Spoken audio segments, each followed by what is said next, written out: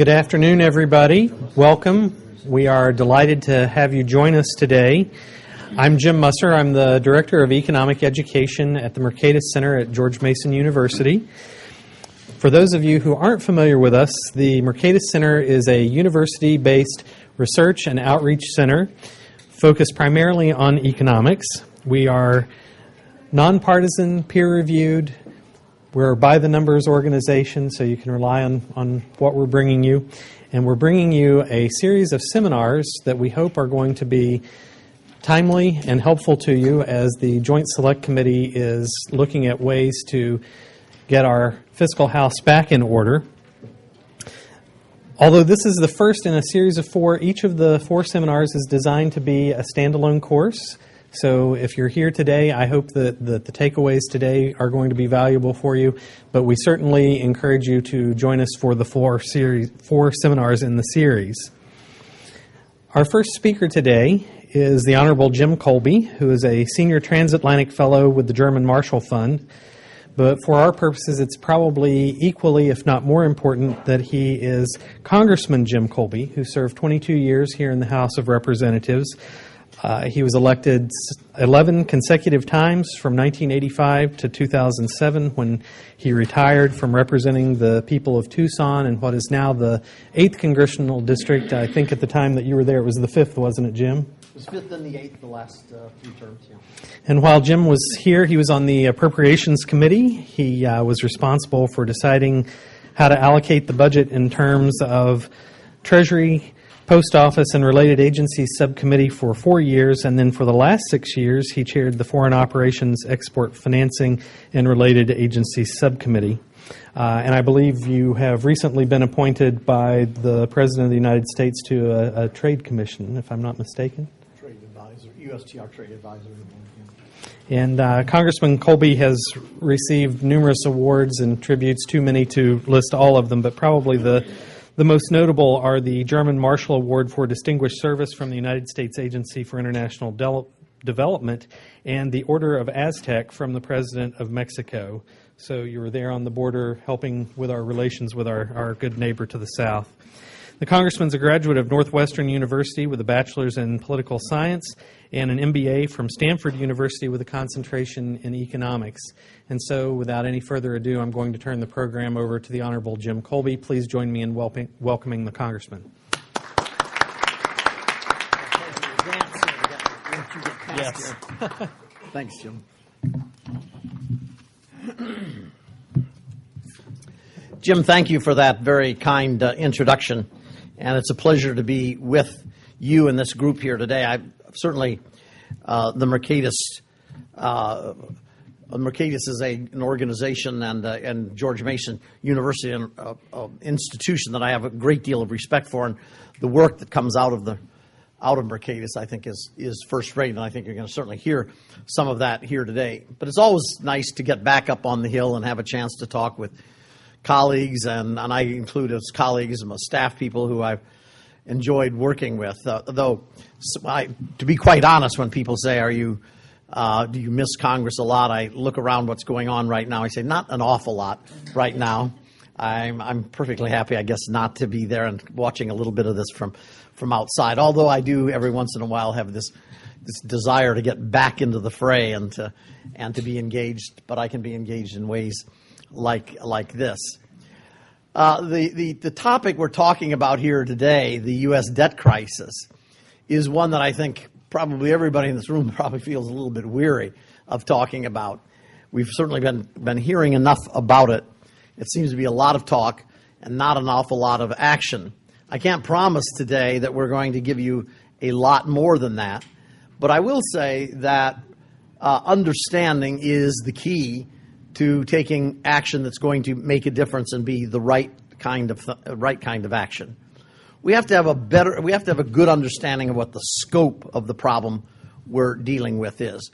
We need to understand the historical context in which this debt crisis arises today. And I think doing that is absolutely essential before we can grasp and put forward solutions that really can work either in Congress or, most importantly, of course, with the American people. Now, in a few minutes, you're going to hear what I think is a fairly dramatic, startling presentation from Matt. You may have just flipped through your charts there and gotten a little bit of a preview of what it's going to be, but if you haven't, don't put it down. Wait till Matt gets. But in any event, I think it's really quite remarkable, and I think you certainly should set your mind in motion in terms of thinking about where we find the solution for this. So I would say I hope you and your bosses and everybody up here on the Hill keeps an open mind about it, because it's only if we do that are we going to find a solution to this problem that really can work both economically and politically. So, as I said at the outset, my role really is to try to give you a little bit of historical context and also describe to you some of the pressures, some of my experiences on the Budget Committee, which I served on for 6 years, as well as some of the pressures that members face in their day-to-day activities, which I know many of you are aware of, but how they play on members as the member thinks about some of these things. I was on, as I said, on that Budget Committee for 6 years, from 1990 through 1996, and during that time was 4 years in the minority and 2 years in the majority. I have to tell you, at least with regard to the Budget Committee, I wouldn't say this is true of all committees and certainly not of the Appropriations Committee, but with the Budget Committee, being in the minority was actually more fun. We could propose all kinds of things in the Budget Committee that you couldn't get away with if you were in the majority. And of course, when I came on the committee, John Kasich, now Governor Kasich, had just been named the Republican ranking member on the Budget Committee. And John was, as you probably have noted from watching him on television or in action, a guy that's with a very fertile mind, filled with all kinds of new ideas and things that he wanted to try out. And so we, as a group, he really led us as a group, and we did do a lot of innovative and creative things that we proposed, many of which I might say have today become incorporated into the budget, either the process or the budgets that we have. There were two big things that happened while I was on that Budget Committee, both of them I think probably known to you at least by name. One, of course, was the famous 1991 Bush Budget Summit Agreement at Andrews Air Force Base, the Bush Congressional and Congress Summit Agreement, which actually led to a stable budget process over the course of about the next 6 years, or a nearly stable budget process over those 6 years. Because when that agreement was done, of course, it was the death knell for President Bush, because he had said in the campaign in 1988, read my lips, no new taxes, and at this agreement, of course, agreed to new taxes as part of the deal. That, I suppose, carries political lessons today for those who have said no taxes under any circumstances, who may find themselves in a position where they have to eat their words if they really are serious about finding solutions to what faces us here today. But nonetheless, whether Bush made that pledge and then he followed through with the agreement, and this agreement was one that was a stable agreement that led to budgets that were within a very close parameter of what we had expected from year to year. And of course, the two things that were the key to that were the boundaries that required, the triggers that required automatic sequestration if the discretionary spending levels were exceeded, and the trigger that would force, alternatively or with it, reconciliation that would bring about either increases in revenues or decreases in entitlement to spending. So we did. For very, very nearly for the next 6 years, we stayed within those parameters. Now, it wasn't the parameter of a balanced budget. The agreement never contemplated a balanced budget. It just contemplated that we would stay within certain parameters of spending and revenues, and that the deficit wouldn't grow that much. But there were many that felt that many, particularly Republicans, who felt that the perpetual deficits the large deficits that we were experiencing year after year since World War II, even if relatively small, certainly today they look relatively small compared to the GDP, that it was still just too much. And so in the last 2 years of the Democratic majority, those years that John Kasich was in full bloom there, from 1993 to 1995, there was the proposal for what was called the Penny Kasich proposal. Now, Tim Penny, who I serve with on the board of the Committee for a Responsible Federal Budget, was a Democratic congressman, Blue Dog congressman from Minnesota, and quite conservative when it came to fiscal issues. So he and John Kasich got together and proposed came up with a proposal that required that there be $90.3 billion in new spending cuts over 5 years. Seems like penny ante today, doesn't it? But $90 billion in spending cuts over the course of 5 years, $37 billion of which would be in Medicare spending. Those were big numbers back in those days to talk about that kind of cuts over the course of 5 years. Now, the Clinton administration, it also required, by the way, I should add, that the states were going to pick up more of the Medicaid tab. The White House opposed this, and they opposed it largely, not strictly on numbers, but they opposed it because, as you will recall, in 1993, they were engaged in a health care proposal. So all things kind of come around back again, don't they? Now we've had the Obama health care proposal that has been adopted here. The Clinton was proposing a very major health care, or thought he was going to have a very major health care proposal. And they were worried about what this kind of an agreement would do to their ability to fund it or to make it actually turn it into law and make it a reality. And so they enlisted the Democratic majority in the House of Representatives to block this thing. It was touch and go for them because there were, of course, the vast majority, almost all, as I recall, of Republicans were supporting the Penny Kasich legislation. And then there were a handful of Democrats, Blue Dog Democrats and others that were fiscally conservative that also wanted to support it.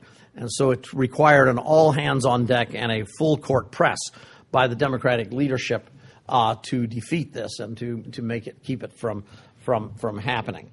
So it didn't pass, but again, like the earlier budget agreement, it had its impact. It had a major impact. Because one of the reasons we can say that is what happened a few years later. Well, I think I'm right, 1999 was the year of the 1 year of the balanced budget, that Congress actually had a balanced budget. I can remember this very well, when we actually balanced the budget that year. And suddenly everybody was thinking, oh my God, what are we going to do if we have these continuous balanced budgets? We're going to be in the black. There were articles in the Wall Street Journal about the dangers of having too much surplus, that we would pay down the debt, and what are you going to do with this extra money? Where are you going to put it? Are you going to reduce taxes? Are you going to invest it? Where are you going to invest this money? Where are you going to put it into? So there are all kinds of articles about this. People thought that we might be on a long-term path towards continuous balanced budgets. Why did this happen? Why did we find this declining spending and the revenues growing that led to a balanced budget very briefly in that era? Well, part of it has to do with what we were just talking about. I think the fiscal discipline of what was done in the early part of the 1990s certainly had some impact on that. But there are other things that were much more major. First and foremost, maybe not foremost, first was the end of the Cold War. If you look at the spending during the decade of the 1990s, you'll see domestic spending continuing to rise fairly steadily, maybe not precipitously, but fairly steadily. We're talking domestic discretionary spending, while defense spending came down quite dramatically during that time. So it enabled the Clinton administration to say, look at what we're doing to actually bring us closer to balanced budget. Because revenues, 1990s were a decade of very high, fast growth, and revenues were going up quite rapidly. So Clinton could point to it and say, look at what I'm doing to reduce this deficit each year and how we're achieving a balanced budget. So the end of the Cold War and the decline in defense spending, which I might add was reversed not by Ronald Reagan, when he came into office, but by Clinton in his last year. And I can remember this well because I happened to be at a meeting at the Blair House where the president came in just after meeting with his Joint Chiefs and saying, we're going to have to really do something about increasing defense spending next year. We can't continue on the path that we have been on. So it started ramped up in the last year and a half of the Clinton administration. And, of course, President Reagan did, of course, make much greater commitments to defense spending as well as that. End of the Cold War was item one. The second one I've already referred to, and that was the discipline of the automatic sequestration that we had. And the third thing would be the fact that we were still in the pre-baby boomer stage. We had large amounts of money coming into the Social Security Trust Fund and not nearly as much of the money going out. So you still had money coming in. You didn't have the huge costs of the entitlements at that point, and everything looked pretty rosy. Except that there were some economists, and there were a few members of Congress, I like to think that I was one of those, that could see that the crisis was looming, that it was coming at us. And in fact, in 1995, I went to my colleague, Charlie Stenholm, another Blue Dog Democrat from the state of Texas, and said, Charlie, why don't we form together a caucus, a public pension reform caucus. We won't call it the Social Security. We'll call it the Public Pension Reform Caucus to try to deal with this problem that we're facing here in Social Security. And even then, we could see that down the road, Medicare was going to become a much bigger problem. But frankly, we didn't know how we could really deal with Medicare. And we said, Social Security's got to be the easier problem. Let's show that if we have the will to deal with that, then maybe people will take heart and will have the will to deal with the Medicare problem. So we formed the Public Pension Reform Caucus, and we put together a bill. It took us the better part of a year and a half, actually, to draft a Social Security reform bill. It was incredibly complex and incredibly complete in the sense of what it did and touched on virtually every aspect of the revenue and the benefit side of Social Security, with a little bit of a haircut here, a little bit of an increase in revenues over here. With the various things that we did, we showed that we could, over a 70-year horizon, which is what Social Security looks at, that we could balance the Social Security budget without what we thought was too much pain. But, of course, without too much pain is in the eye of the beholder. And, of course, who's going to be the one putting out the 30-second soundbite on you that says proposing to cut benefits? So we introduced that bill, and we had a rule that we would not add sponsors until we could get one from the other side. So if we added a Republican sponsor, there had to be a Democratic sponsor. I think our high watermark, we introduce this every 2 years, I think our high watermark was in 1991. I think we got 8 sponsors on it, and we thought we were doing pretty good at that point to get that kind of sponsorship for it. So as you can see, I remember talking to members on the floor. And the general, you can kind of guess all this among yourselves, but the kind of response you would get from people, they would say, Jim, great work you're doing. It's really terrific. You're doing the Lord's work on this. I think this is a really great idea. I had a really tough election last time. They really came after me on some of the spending issues. So come back to me after the next election, and I'll certainly think about this. Of course, the next election would come. They said, I didn't win by very much. I better wait until after the next election before I get involved with this. There's always something before the next election. And this is not to say that members of Congress are not courageous and not willing to do the right thing, but they also have to balance the policy stuff with the political side, because most members of Congress will tell you, if I want to do good things, I got to get reelected. So what good is it if I don't get reelected here? So those were some of the forces that we had. And the key, of course, to our plan, the one that was attacked so vigorously by the Democrats and many others, but was the fact that we would have taken 2% of the 13.4% that you now contribute for your retirement plan. 2% of that would have gone into a 401k-like plan, thrift savings plan, which most of you are involved with, where you would make the choice about how you would invest it on your own there.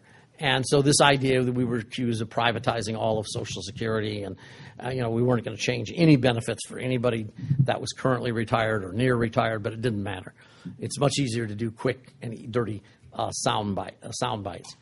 So that brings us up to today. And let me just a couple of comments, and then we're going to go to listen to Matt Mitchell here. Why don't we deal with these things in advance? Why don't we see the long term? Well, the fact is that the public expectations have changed over the years. We've had so many of these programs for a long time. It isn't just the entitlements that I talked about that go to the elderly or to retired people or to poor people, but also to farmers and veterans and a whole variety of other kinds of entitlements that are out there. We've come to rely on these, to expect them so much, we don't know what we would do as a substitute for them if they weren't around. So once there, you will find that any kind of an entitlement program is very, very difficult to alter or to get, and much less to get rid of. Second, you have the what I would call the 24 hours a day media cycle, where they're just hammering on these things all the time. It used to be you had more time to give thoughtful answers and to get back and say, well, that's a specific part of my Social Security plan that I have to go back and refresh myself on. I'll get back to you. No, not today. They say, well, I'm on the air in 10 minutes. You have to give me your answer now as to what your view is. And so I think the media has really contributed to this kind of hyper activity on a lot of these issues. And the third, and certainly the most important one that I've kind of alluded to already, is the simple inability of a Congress that is on a two-year cycle or even a 6-year cycle to think really in long term. It just is not in the DNA of a Congress to think that way. There's always that fear that causes Congress to sell the public short, I think, also. My experience has been that when you explain to members of the public what your reforms are about in any kind of entitlement, they will generally give it a lot more credence. But it takes time to explain that and how you overcome the 30-second soundbite. But I think members sometimes sell the public short. The public has a better understanding of the problems, I think, than members of Congress sometimes give them credit for. So that here we are today. Here we are with a gigantic $13-14 trillion debt and rising rapidly, and facing enormous problems of how we're going to deal with that. So the difficulties remain. You are on the front line of this with you and your bosses of trying to find some solution to this, because I think literally the future for you and your grandchildren, your children and your grandchildren, depend on the kinds of solutions we're able to come up with. And I'm delighted now to turn it back. I guess you're going to make an introduction of Matt, who I think will give you some information that I think will hopefully change the way you think about this whole problem. Thank you very much, Jim. Thank you.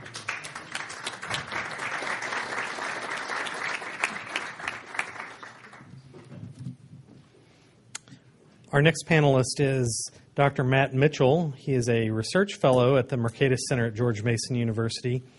Dr. Mitchell's primary research interests include economic freedom and economic growth, government spending, state and local tax policy, public choice, and institutional economics. Dr. Mitchell received his PhD in economics from George Mason University and a BA in political science and a BS in economics from Arizona State University.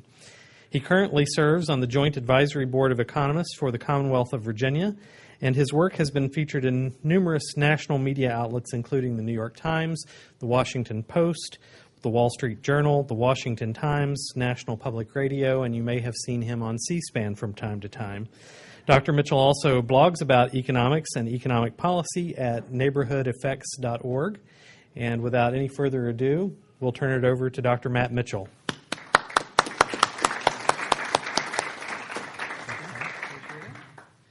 Well, thank you very much, Jim, for that kind introduction, and thank you so much, Congressman Colby, for putting this in context and sort of giving us an idea of what it's like to face the pressures to have to make the tough decisions. It's one thing to be an economist and to do research and to write about these things, but there's not a lot of pressure.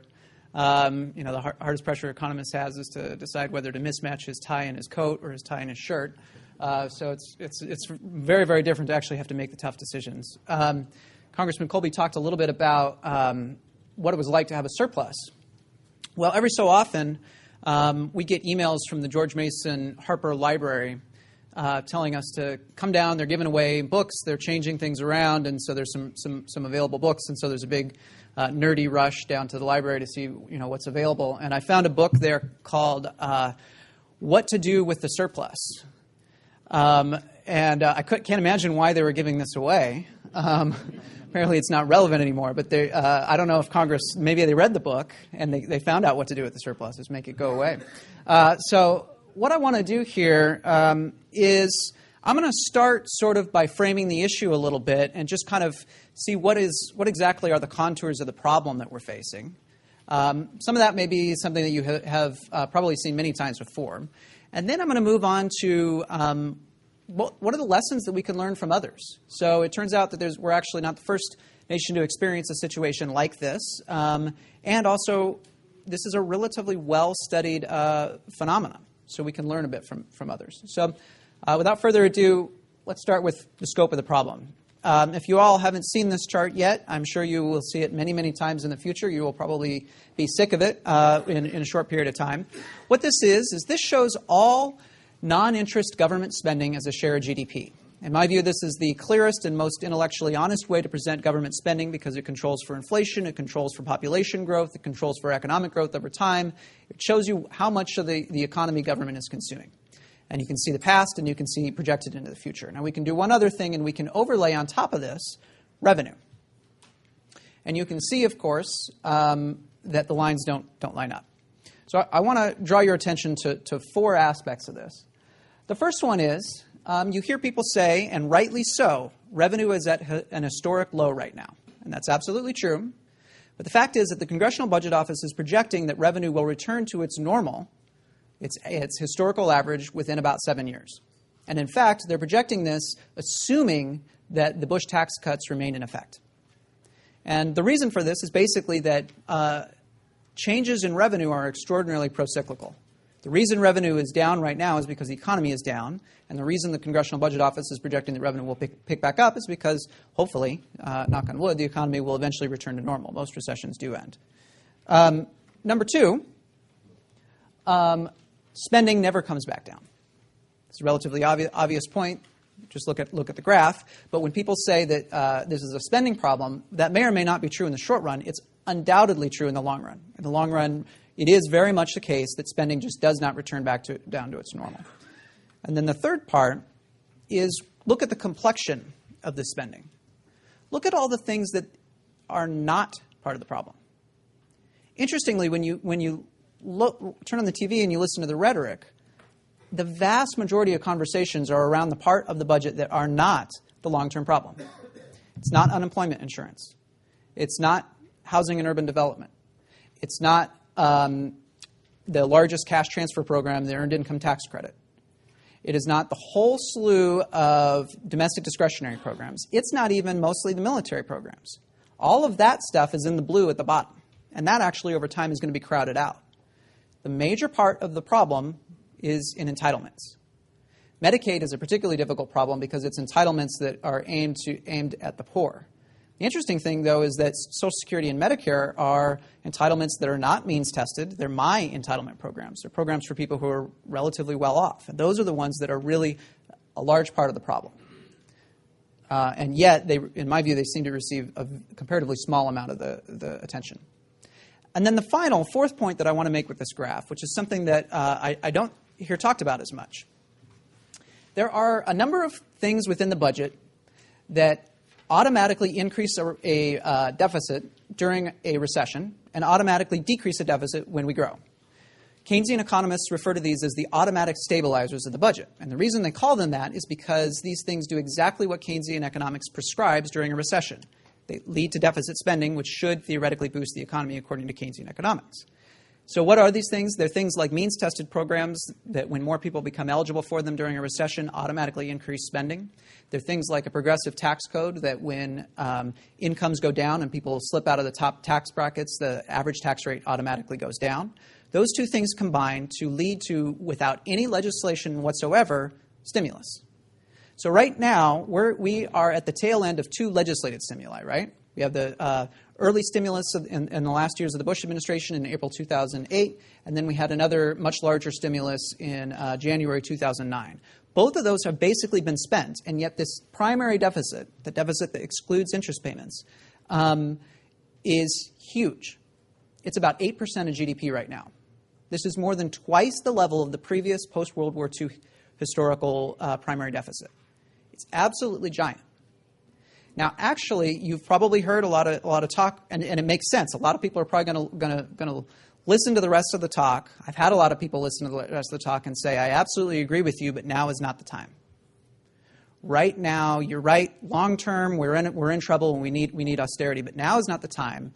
Haven't you read the newspapers? They say that poverty has actually just hit its high since second highest level it's ever been since 1983. Median income is now down to its same level in 1996.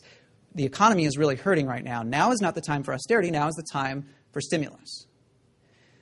When you hear that argument, I think weigh it carefully and think about it, and there may be some merits to it. But keep in mind that any legislated stimulus right now not only would be the third legislated stimulus in this recession, it would also be on top of this giant, unprecedented in post-World War II history, automatic stimulus.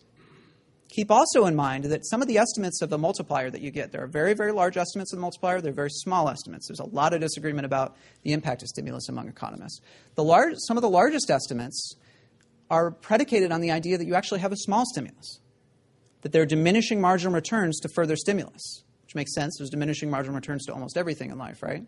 And so some of these really big estimates of the impact actually assume that you don't spend that much money. They're not assuming that you're going to spend at a third legislated stimulus on top of a giant automatic stimulus. All right. So with that in mind, we can do one more thing. This graph actually doesn't show everything. This is only non-interest spending. And you notice, of course, the top of the line is much larger than the red. And so what that means is we have to make up for that by borrowing. And when we borrow, creditors don't have to give money to the federal government. They choose to give money to the federal government, and they are induced to do so through interest, right? And the greater debts we accumulate, the more interest we have to offer them in order to induce them to pay. Well, the problem is the interest payments themselves then become part of the bottom line. They're what we have to spend. So now I'm going to try to add onto this graph interest payments. The problem is I didn't leave myself enough room, so I have to rescale it. And now we can put on their interest payments. And here you can see within my lifetime, we are on our way to spending, total spending, including interest payment, is going to be on its way to 80% of GDP. So this is not something that that's sustainable. This is not something that if you value what government does, you should be happy about this, because as we're getting to a point where we're spending more on interest payments than we're spending on anything else on the budget combined. That means more on interest payments than more on infrastructure, than on education, than on all the things that people want, a lot of people want government to do. All right, so as those interest payments accumulate, our debt accumulates as well. So this is what the Congressional Budget Office is projecting our debt to GDP ratio will be. And I'm going to overlay on top of this an important number, 90%. So the economists Carmen Reinhart and Ken Rogoff have accumulated the largest known study of sovereign debt in the world. It involves, you can see up there, 44 countries over 200 years. And looking at this huge data set, they come to the conclusion that as countries move from a 30% debt to GDP ratio to over 90% debt to GDP ratio, their growth rates dramatically decline.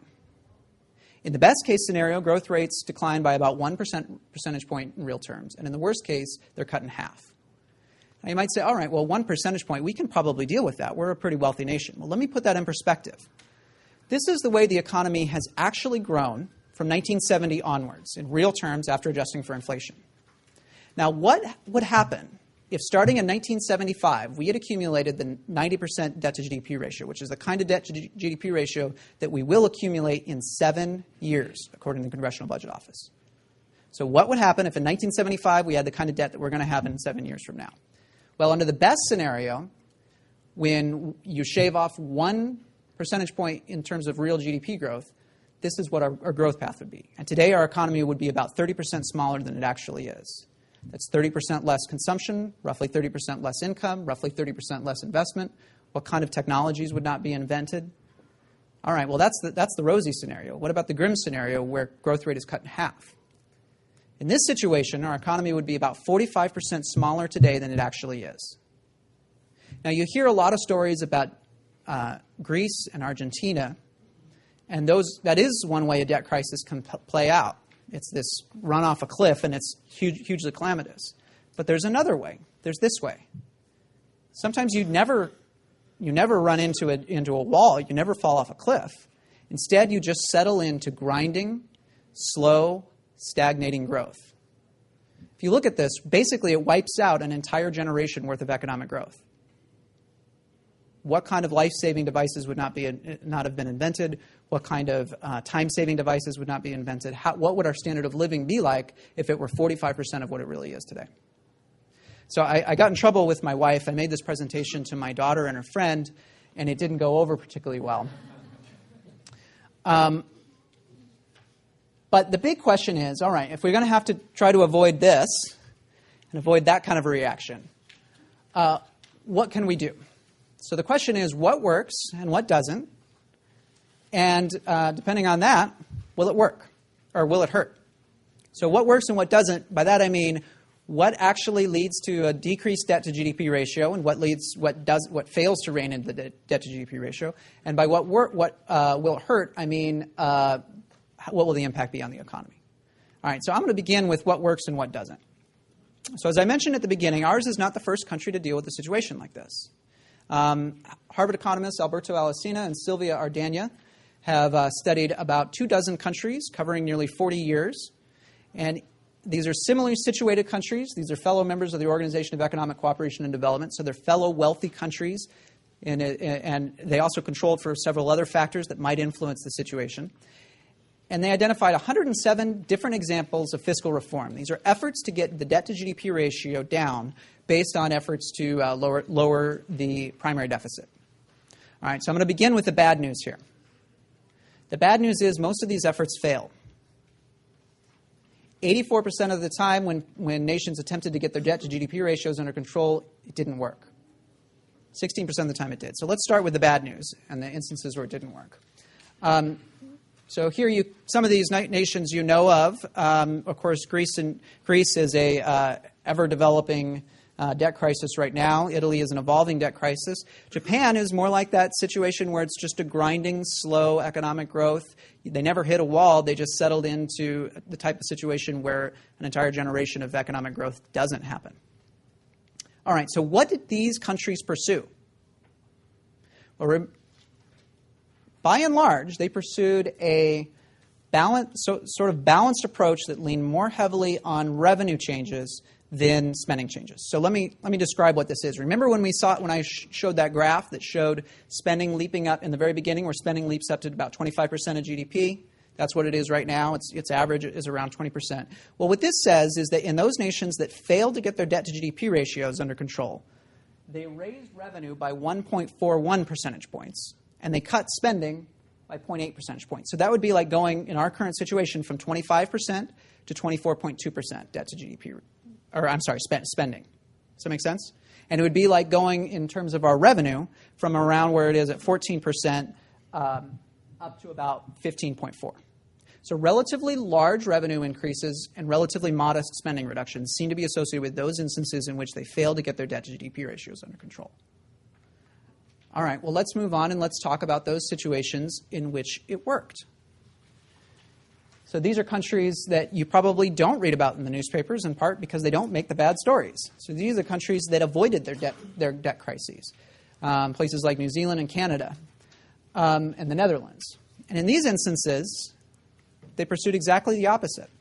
Rather than reducing spending by 0.8%, they reduced spending by more than twice that amount, by 1.95 percentage points of spending as a share of GDP.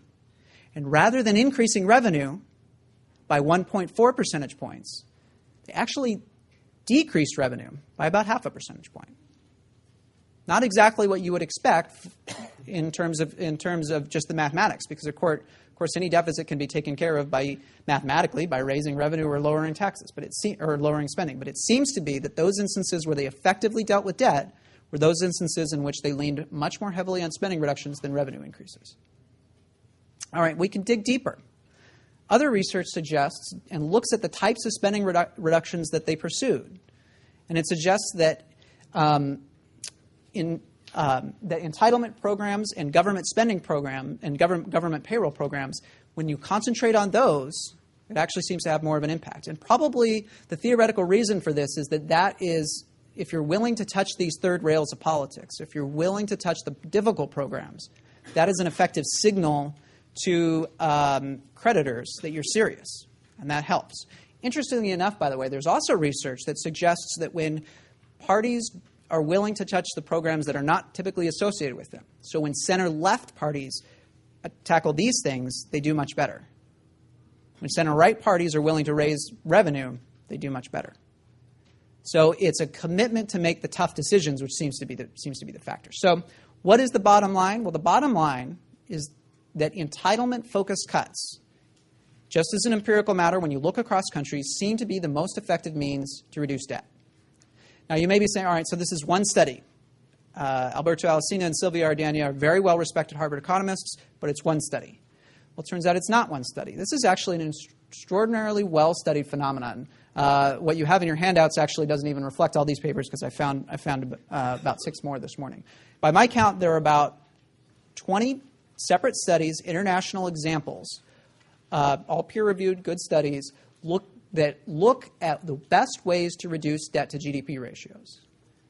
And overwhelmingly, they find that the most effective means to do it is by leaning heavily on spending reductions rather than revenue increases.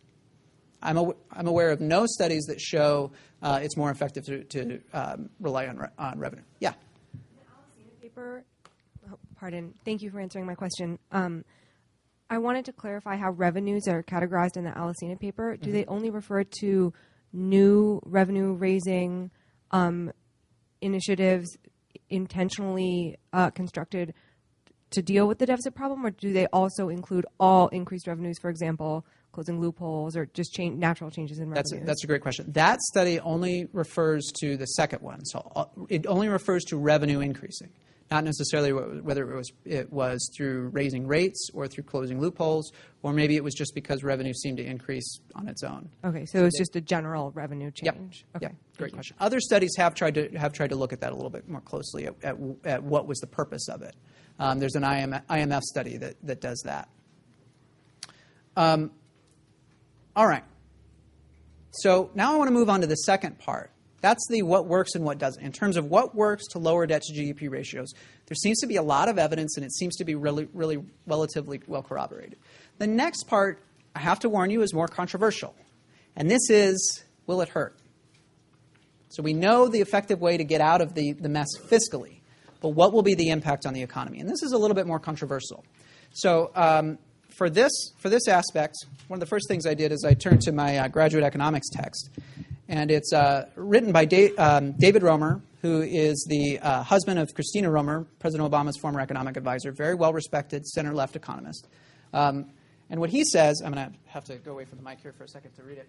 What he says is that a small reduction in current government purchases could signal larger future reductions and therefore cause consumption to rise by more than the fall in government purchases. So the point there is that if markets and rational humans observe that government seems to be reducing spending, and if they interpret this as a signal that future spending reductions are on their way, it resolves a lot of uncertainty. You've probably heard, businesses are restraining a lot because of uncertainty. Well, it actually shows up in the economic models, and so what's happening is that when people they're holding back because they look at the same CBS reports that we look at, and they view the long-term problem as very serious, and so they're holding back. They're not consuming.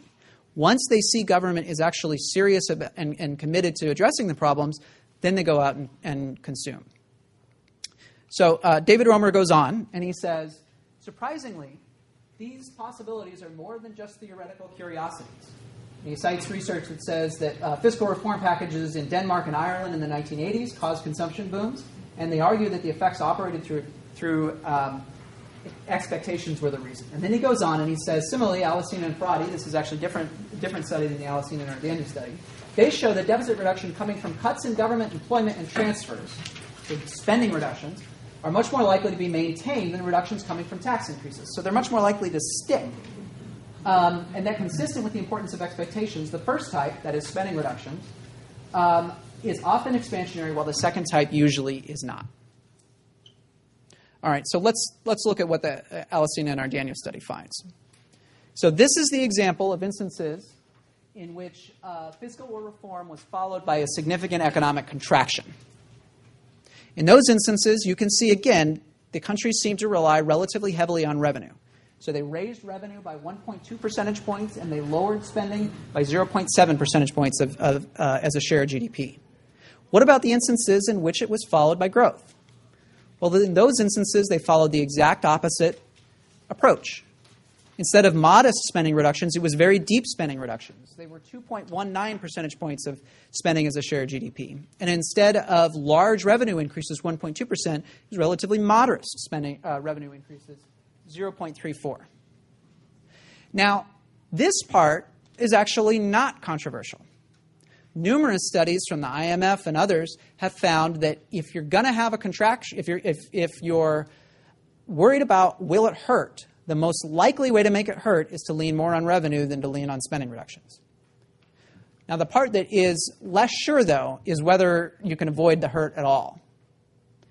And on that point, I do think that there is sometimes some misstatements. There's talk of we can cut and we can grow.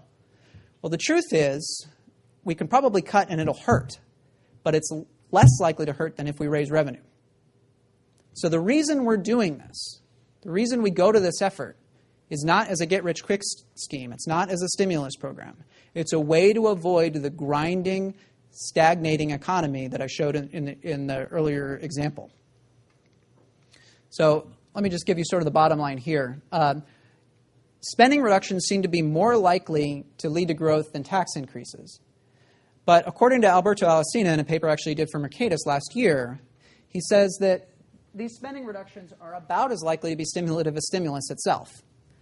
Now, the evidence on stimulus, as I mentioned, is extraordinarily controversial. It's not exactly a clear-cut evidence. So I would say if you're looking for a way to boost the economy, stimulus is not a clear-cut way. But here's an opportunity, actually, that seems to be just as equally associated with stimulus, and it involves the exact opposite approach. It's cutting. And in this instance, not only is it the potential to be short-run positive, but it's the guarantee to be long-run positive. It's the most effective way to get your debt-to-GDP ratio under control. So with that, I think that's actually pretty good news. My daughter doesn't cry all the time. So I'm going to put up some contact information if you guys want to follow up with emails or questions straight to me or follow some of our research. But now I really just want to open it up and let you guys ask questions and hear your thoughts on the situation. Thanks. Jim, how do you want to do this?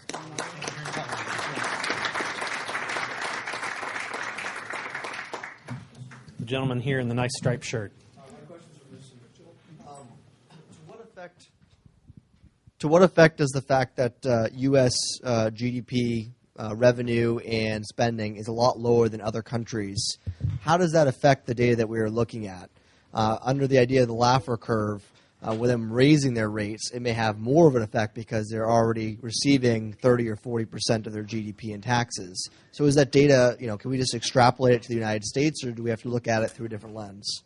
I think probably where the difference comes in, it has as much to do with with the relative rate of our debt to GDP than our government spending, and that's just in that particular question, because the evidence seems to be that you are more likely to get an expansionary fiscal consolidation if your debt to GDP ratio is larger.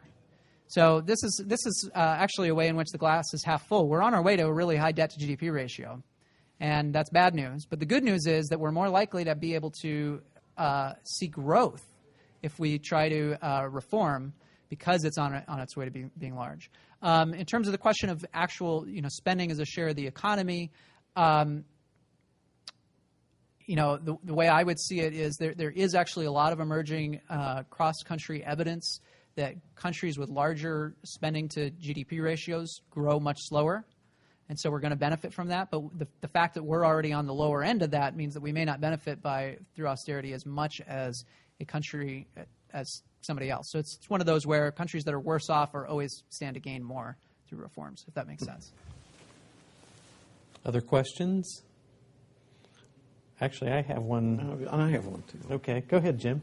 Well, mine is very simple. That rather startling chart there on showing the interest just consuming the whole budget. What is the projection used after all it's over the next 70 years? What is the projection used for the interest rate? So this chart is from the Congressional Budget Office's long-term budget outlook. And my understanding is that it is based on basically the average interest rate. Is this working, by the way? Yeah. Okay.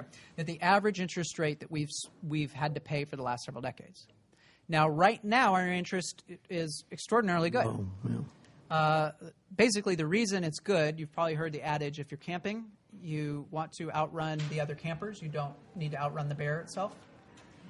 And right now, we are borrowing, and there's a lot of other slow campers out there. And people who are thinking about loaning to the federal government are happier to loan to the federal government than they are to loan to Greece, to Italy, to the state of Illinois. And so because of that, they're willing to charge us really low interest rates. Now, that can change very quickly. That dynamic can change very quickly. And it's understandable that as we accumulate much higher interest rates or debt to GDP ratios, they're going to start charging above the historical average for interest rates. So this is actually, in my view, kind of a conservative estimate of the interest payments because eventually it's going to be, we have to assume that they're going to start charging more. Question in the back? Yeah, I missed the discussion on the automatic stabilizers. Mm-hmm. Could you summarize that once more? Yeah, so... What kind of things those are? So there are certain things that are built into law that no congressman ever has to vote on an annual basis, that they just are. And what these things do is they automatically lead to spending increases during a recession and revenue decreases during a recession. So they automatically lead to an expansion in the primary deficit. So the examples are, on the spending side, these are means-tested programs that as incomes go down and people become more eligible for those means-tested programs, we automatically spend more on unemployment insurance and HUD spending and earned income tax credits and all those other spending type programs. And at the same time, revenues go down. And the reason that happens is people drop out of the higher tax brackets during a recession. And as they do that, and also their incomes go down. And so as they do that, we're taking a smaller percentage of their incomes, and we're taking a smaller percentage of a smaller income. So for those two reasons, revenue goes down. So basically what you have built into the system is an automatic increase in the primary deficit during a recession. These are called by Keynesian economists automatic stabilizers because it's exactly what Keynesian economists want. It's exactly what Keynesian economics prescribes during a recession, is you should increase spending and decrease revenue during a recession. That's what Keynesians call for. But they're automatic in the sense that nobody has to actually wrangle over a bill. Nobody has to vote for it. Now you go back, Congressman Colby is an alumni of Stanford.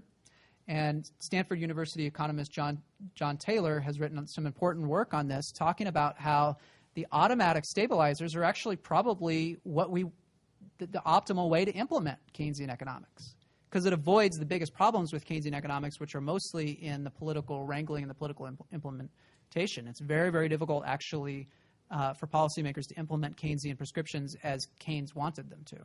And so the automatic stabilizers may be the best you can ever get. Well, right now, through those automatic stabilizers, that automatic stimulus, we have a primary deficit that is 8% of GDP. The previous post-World War II record was set in the early 80s, and it was less than 4%, around 4%, I believe. So we have a much larger automatic stimulus right now than we've ever had. Then we also have two legislated stimuli, three if you count the jobs bill of last year. We had one basically 2008, 2009, and 2010, and now we're talking about a fourth one. So any further legislated stimulus now would be on top of 3 previous legislated stimuli and a huge automatic stimulus. Other questions? Well, my question for the panel, is there a single most important thing that Congress could do to help right the ship, or is it that there's no silver bullet and it has to be a number of things? I kind of alluded to it. I guess the answer, as far as I am concerned, is that it starts by looking in the mirror and recognizing the problem. And if Congress can look in the mirror and say entitlements are the problem, I mean, it's not that it's all this talk, and that's why, by the way, the current requirement of the debt ceiling thing is really not going to fix the problem, because the $1.5 trillion just isn't enough. It just isn't enough. I'm encouraged by the fact that you had 35 senators the other day sign a letter saying, "Go big, get it up to $4 trillion." As long as you're going to do $1.5 trillion, why not? Why not go the whole route, go the whole way? And actually, I think the public would buy it better, because at $1.5 trillion, there's going to be all this talk about it's not going to fix it. It's not. There's all these other things that are going to happen, and you're not going to have any changes there. So I think the first thing is to say the problem is the entitlement spending. And by the way, I'm not one of those that says absolutely no taxes. No. I think we do need to have. There can be some revenue increases, largely through reform, closing the loopholes. I mean, we have the most god-awful tax structure in the world. We need to change that. And there would be some increased revenues from that, as we know there is when there's increased stimulus in the economy for it. So I'm not saying that you shouldn't have any revenues there, but I think I've always argued, and this kind of confirms, because I'd never seen this data here, the studies until now, that of saying at least a 3-to-1 ratio. That's what the Committee for Responsible Federal Budget, whose board I serve on, has said, at least a 3-to-1 ratio of spending cuts to any kinds of increases in revenues. But I think that the answer is you've got to face up to it. You've got to deal with it and look in the mirror and say, we can't fix this problem unless we're willing to face entitlements. It's just as simple as that. You're not going to do it. You can't do it. I always like, one last little thought here, I'm just rambling, I know, but I always like, every time when I'd be home and do town halls, and people would say, just get rid of the waste, fraud, and abuse. And I always would say, I've been looking for that line item in the budget for a long time, and I just haven't been able to find it here. Yeah, I absolutely agree. If I were to say that there is, it's interesting, there's among Republicans in particular, there is this line in the sand about revenue, no revenue increases. I would say the line in the sand should be in favor of meaningful entitlement reductions. That's the hardest part of the budget to cut, and I would look, and it's just as a matter of accounting, it seems to be the most important part of the long run problem. And the evidence seems to suggest that if you're willing to tackle that, it signals to markets that you're willing to get your debt to GDP ratio under control, and it becomes much, much easier to do so. So that's where I would look for. That's where the conversation should start, and everything else can kind of flow from that. Other questions? You got a microphone on the way. I don't need one. This kind of dovetails off of the last question, but moving forward, do you think there's kind of any hope for us with the super committee coming up so quickly, the deadline in November, and then sequestration looming? Kind of, what do you see happening over the next few months, or anything really? Some say nothing's going to come out of the super committee. Well, I'm not on the super committee. I'm not a member of Congress, so I guess I can give you my honest answer to that is, if we couldn't do it on the budget last year, we brought it up, 7 continuing resolutions before we had the 7th for the rest of the year. We couldn't do it there. We couldn't do it on the debt ceiling till the last minute, and then we kind of punted by punting it to a super committee, and with only $1.5 trillion kinds of cuts over 10 years. It's hard to see how they're going to do it. On the other hand, the fact that half of the sequestration comes from defense really is going to make a lot of Republicans very unnervous. The fact that half of it comes from health care is going to make a lot of Democrats very nervous. So, and there's going to be lots of pressure on these people. And they know, not only does the president know that a lot rides on it for him, but the Congress, looking at their ratings, which are visibly below that of the president, know that a lot rides on it. If they failed completely, what do you think that rating for Congress is going to be? It'll be negative. I don't know how you get down to the negative. It'll be negative something there. It can't get much lower. There is a lot riding on it. And as I said, I'm encouraged by that letter by the senators. Now, of course, them saying go big doesn't exactly tell you what they said to go big on and which parts to do it on. It's easier to say it than it is to do it. So I've been saying all along, what's from the start, I was giving the super committee a 25% chance of reaching the $1.5 billion. I'm now going to raise that, I think, to about 35, maybe even 40% that they can get to that number. But by the way, as I said earlier, that doesn't do it. That doesn't solve it. Doesn't fix it.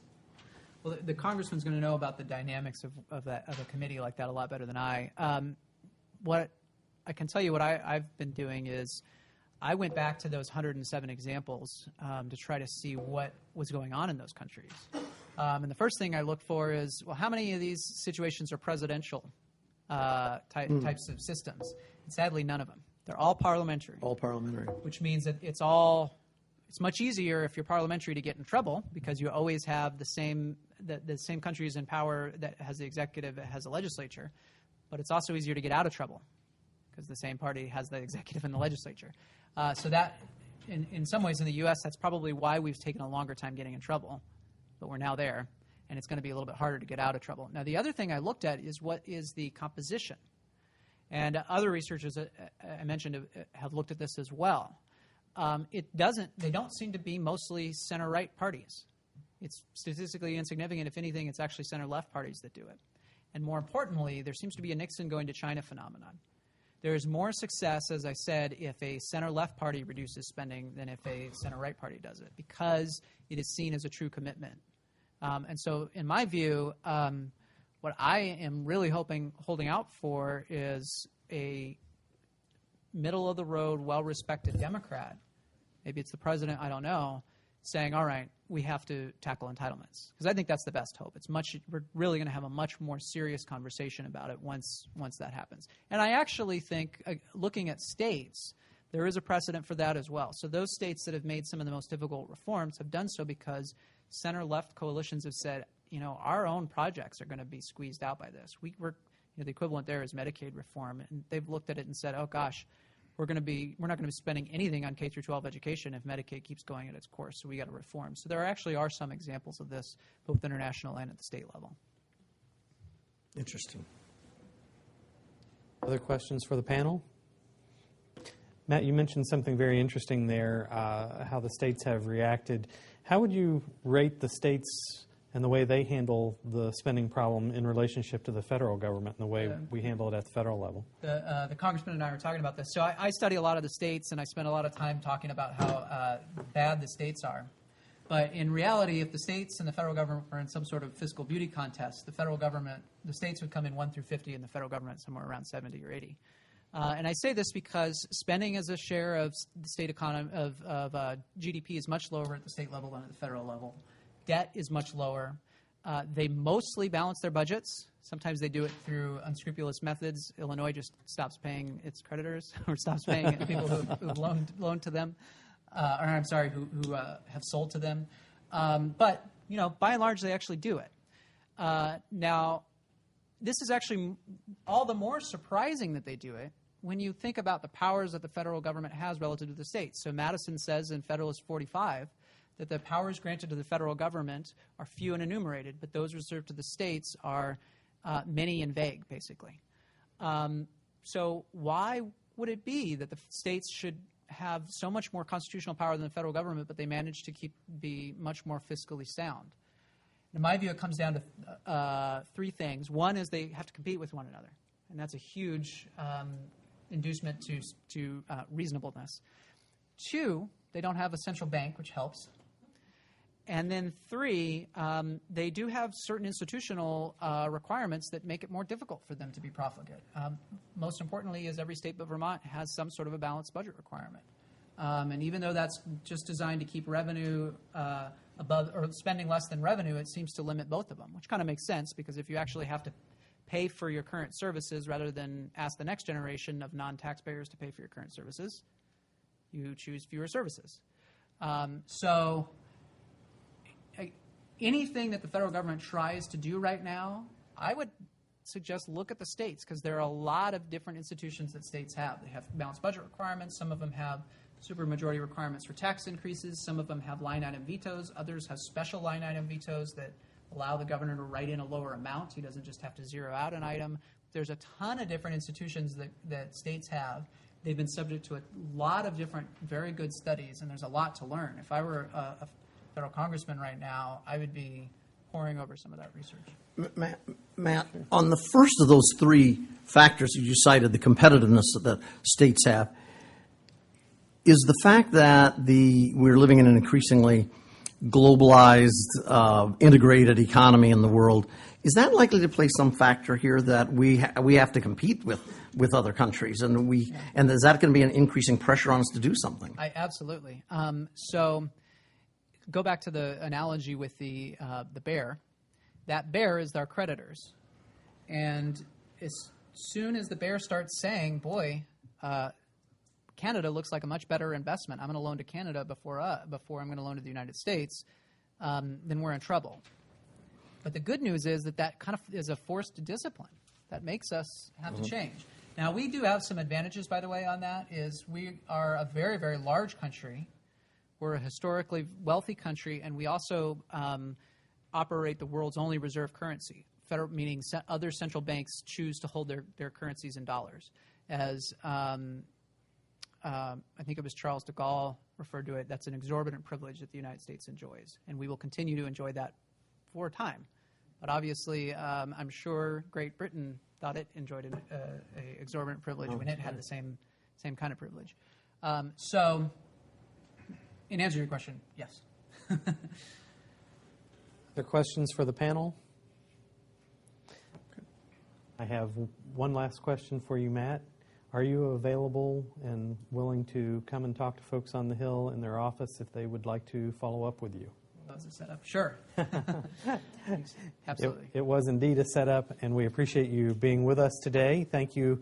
We hope you will be joining us for our next seminar in this series, where we will examine fundamental tax reform.